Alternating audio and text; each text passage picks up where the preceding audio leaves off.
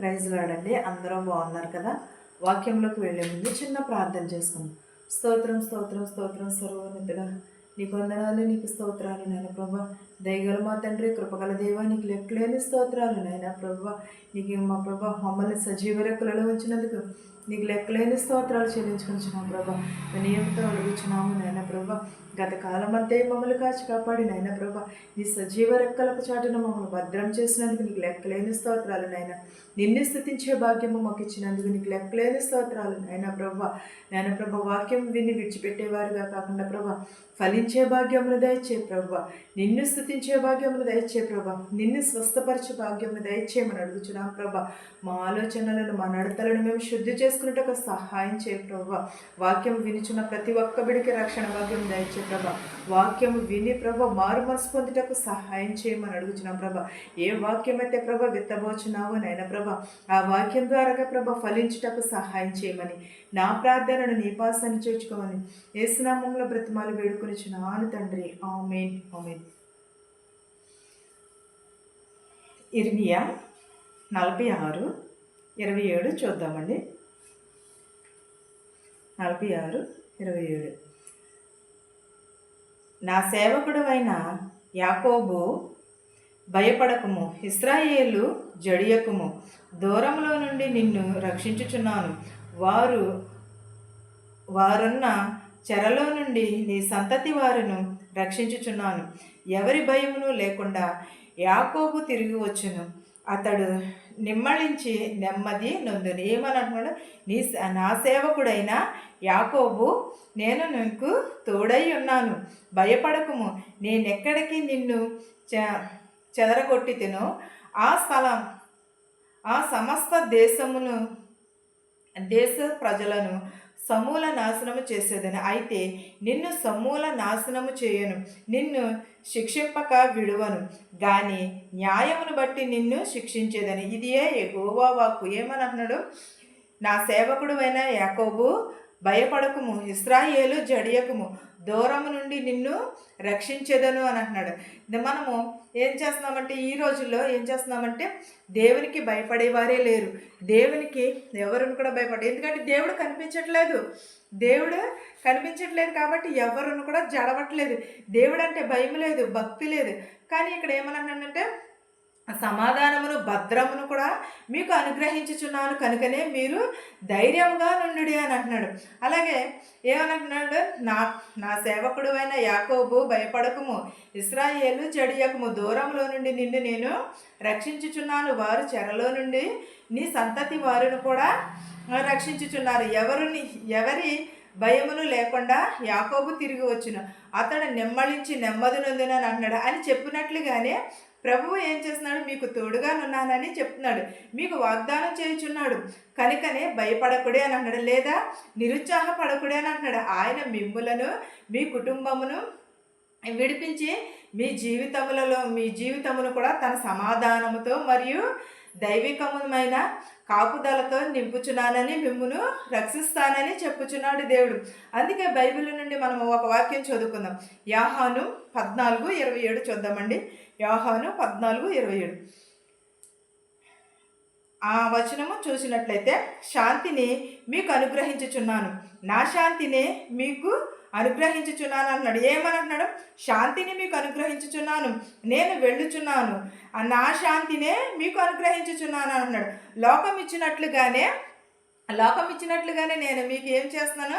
అనుగ్రహించట్లేదు. కానీ మీ హృదయమును కలవరపడనీయకుడు అని అంటున్నాడు, వెర్రవనీయకుడి అని అంటున్నాడు అని చెప్పుచున్నట్లుగానే యేసు తన సమాధానమును మనకి మాత్రమే అనుగ్రహించుచున్నాను అంటున్నాడు. లోకమును ఇచ్చుచున్నాను అని అంటున్నాడు. తాను తాత్కాలికమైన సమాధానమును ఇచ్చుట లేదు, కానీ ఏమనంటే ప్రతి భయమును మరియు ఆందోళనను నిమ్మళము చేయుచున్నానని ఆయన నిత్యమైన సమాధానమును మనకు అనుగ్రహించుచున్నాడు. అందుకే బైబిల్లో ఇంకో వచనం చూద్దామండి. కీర్తనలు 147:14 వచనం చూద్దాం.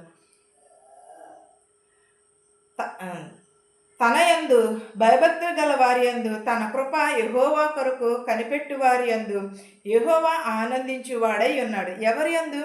యెహోవా కృప తన యందు ఆనందించు వారి యందు అని చెప్పినట్లయితే ప్రభువు మనకి ఏం చేస్తున్నాడంటే, మన అని చెప్పినట్లుగానే ప్రభు మనకు ఏం చేస్తున్నాడు? సమాధానం ఇస్తున్నాడు. సరిహద్దులలో సమాధానం స్థిరపరుస్తున్నాడు. మీరు చేసిన ప్రతి పనిలోనూ కూడా మీకు ఏం చేస్తున్నాడంటే దేవుడు సమాధానం కలగజేస్తున్నాడు. మీకు చెందిన ప్రతి కార్యంలోనూ కూడా ఆయన ఏం చేస్తున్నాడంటే సమాధానము మీకు కలుగజేయుచున్నాను అన్నాడు. ఆ మాత్రమే కాదు ఆయన మీ జీవితమును కూడా చుట్టూ సమాధానమును కూడా ఆయన మీకు అనుగ్రహించుచున్నాను, నిర్మలమును తద్వారా ఆయన మీకు అనుగ్రహించుచున్నానని అంటున్నాడు. మీకు ఆయన అనుగ్రహించి ఆశీర్వాదములను కూడా ఇస్తున్నాను అని అంటున్నాడు. ఎవరు కూడా అపహసింపలేరని అంటున్నాడు. అందుకనే మనము బైబిల్లో ఇంకో వచనం చదువుకుందాం. ఫిలిప్పీలకు 4 అధ్యాయము 6, 7 ఒకసారి చూద్దామండి. దేనిని గూర్చి చింతపడకుడు కానీ ప్రతి విషయంలోనూ ప్రార్థన విజ్ఞాపనముల చేత కృతజ్ఞతాపూర్వకంగా మీ విన్నపములు దేవునికి తెలియజేయుడి అని అంటున్నాడు. ఏమంటున్నాడు? దేనిని గూర్చి చింతపడకుడు కానీ ప్రతి విషయంలోనూ ప్రార్థన విజ్ఞాపనములు కృతజ్ఞతాపూర్వకంగా మీ విన్నపములు దేనికి తెలియజేయనని అంటున్నాడు. దేవునికి అప్పుడు సమస్తమును కూడా జ్ఞానమునకు మించినది దేవునికి సమాధానమును యేసుక్రీస్తు వలన మీ హృదయములకు మీ తలంపులకును కావలి ఉండునని అంటున్నాడు. అని చెప్పిన ప్రకారముగానే మీరు చింతింపకుడి అని అన్నాడు. చింతింపుట మానివేయుడి అని అంటున్నాడు. ప్రార్థన చేయించినప్పుడు విజ్ఞాపనతో చేయమంటున్నాడు. ఆయన యొక్క సమాధానమును మీకు అనుగ్రహించుచున్నాను అన్నాడు. మరియు మనస్సుకు కూడా కావలసినట్టు మాత్రమే కాదు కానీ దేవుని పిల్లలకు ప్రభువును ఉపదేశమును కూడా చేస్తానని అన్నాడు. అందుకే మనం ఏం చేయాలి? దేవునికి విజ్ఞాపన చేయాలి. సమస్త జ్ఞానమునిచ్చిన దేవుని యొక్క సమాధానముల కొరకు మనము చేయాలి. మీ తలంపులు కావాలి ఉండునని అంటున్నాడు. ఆయన చెప్పినట్లే వ్రాయబడి ఉన్నట్లే కూడా ఇక్కడ నెరవేరుస్తుంది కదా. తద్వారా ప్రార్థన చేసినప్పుడు దేవునికి తెలియచేసినవన్నీ కూడా సమస్త జ్ఞానమును మించినవే కదా. అప్పుడు మనకు హృదయములకు సమాధానమును ఇస్తానని అంటున్నాడు. మీ పిల్లలకు యెహోవా చేతనే ఉపదేశము నొందుదురు అని అంటున్నాడు. నీ పిల్లలకు అధిక విశ్రాంతిని కలుగచేస్తానని అంటున్నాడు. అని చెప్పినట్లుగానే వారికి విశ్రాంతిని అధికముగానే ఉన్నట్లున్నది. ప్రభువు ఏమనంటున్నాడంటే అద్భుతమైన ఆశీర్వాదాన్ని నేడు మీకును మీ కుటుంబాలకును కూడా అనుగ్రహిస్తానని అంటున్నాడు. పిల్లలకును కాదు, పిల్లల ఉపదేశమును కూడా గైకొనాలని అన్నాడు. పిల్లలు మాత్రమే కాదు, పెద్దవారు కూడా మన కుటుంబాలకి దేవుడు అనుగ్రహిస్తానన్నాడు. మన ప్రభువు మీకు సమాధానకర్తగా మాత్రమే కాదు కానీ మీకు ఆశ్రయముగా కూడా ఉన్నాడని అందుకే బైబిల్లోని ఒక వచనం ఉన్నది. చూద్దాం చూడండి. కీర్తనలు 46, 1వ వచనంలో దేవుడు మనకు ఆశ్రయమును దుర్గమునై ఉన్నాడు. ఆపత్కాలంలో ఆయన నమ్ముకొనదగిన సహాయకుడని చెప్పినట్లుగానే దేవుడు ఏం చేస్తున్నాడు? మనకి ఆశ్రయమునై ఉన్నాడు, బలమునై ఉన్నాడు, దుర్గమై ఉన్నాడు. ఆపత్కాలంలో ఆయన మనకు ఏమైనాడు? నమ్మదగినవాడు, సహాయకుడుగానే ఉన్నాడు. కనుకనే ఆయన మిమ్ములను మన పిల్లలను మనవపూర్వకముగా ఆయన ఆశీర్వదిస్తానని అంటున్నాడు, సహాయం చేస్తానని అంటున్నాడు, సహాయకుడుగానే ఉన్నాడు. కనుకనే మనము ఆయనను మిమ్మును తన ప్రేమపూర్వకంగా కౌగిట్లో తీసుకుని మిమ్మును హత్తుకుంటానని అంటున్నాడు, పైకి లేవనెత్తుతానన్నారు.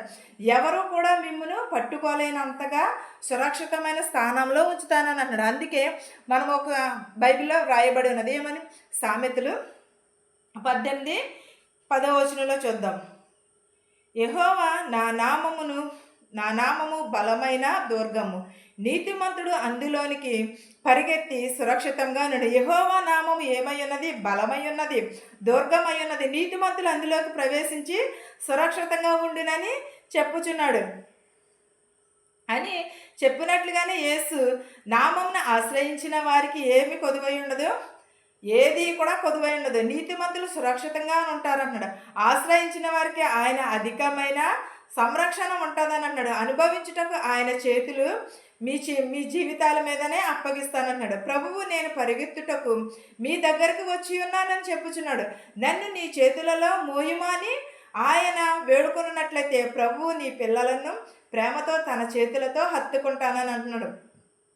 హత్తుకుని మోపినట్లుగానే ఉంటానన్నాడు. ప్రతి ప్రతి విషయంలోనూ కూడా దేవుడు హత్తుకుంటానన్నాడు. మిమ్మలను మీ పిల్లలను కూడా ఆశీర్వదిస్తానన్నాడు. ఆశీర్వాదములు కావాలి, దీవెనలు కావాలి, కానీ దేవునికి మాత్రమే దగ్గరగా ఉండము మనం.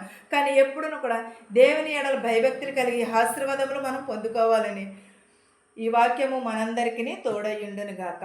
ఆమేన్. ప్రార్థించుకుందాం. స్తోత్రం స్తోత్రం సర్వోన్నతుల సర్వశక్తిమంతుల కృపామయుడ, నీకు లెక్కలేని స్తోత్రాలు నాయన ప్రభా. మా శత్రువులు మిత్రులు దీవించిన ఆయన, ధనుకులనేమి భేదాలనేమి దీవించిన ఆయన ప్రభా. ప్రతి ఒక్కరి కుటుంబాలలో శాంతిని సమాధానం దయచే ప్రభా. విరిగి నలిగిన హృదయమును దయచే ప్రభా. ప్రతి ఒక్కరికి మారు మనసు దయచే ప్రభా. మనశ్శాంతి లేకున్నారు ప్రభా, మనశ్శాంతి దయచే ప్రభా. నాయన ప్రభా, వరదలలో కొట్టుకుపోతున్నారు నాయన ప్రభా, వారికి సహాయం అందుటకు సహాయం చేయ ప్రభా. నాయన ప్రభా, అనేకమైన రోగములతో వ్యాధులతో బాధపడుచున్నారు ప్రభా. వారి వ్యాధులను బాధలను తీర్చివేయమని అడుగుచున్నాను ప్రభా. సమస్తమైన ప్రభ జ్ఞానము కలిగి ఉండుటకు సహాయం చేయ ప్రభా. నీ ఎడల మేము భయభక్తులు కలిగి ఉండుటకు సహాయం చేయ ప్రభా. బస్సులో వెలిచిన రైల్లో వచ్చిన వారి గృహాలకు సురక్షితంగా చేర్చినాను ప్రభా.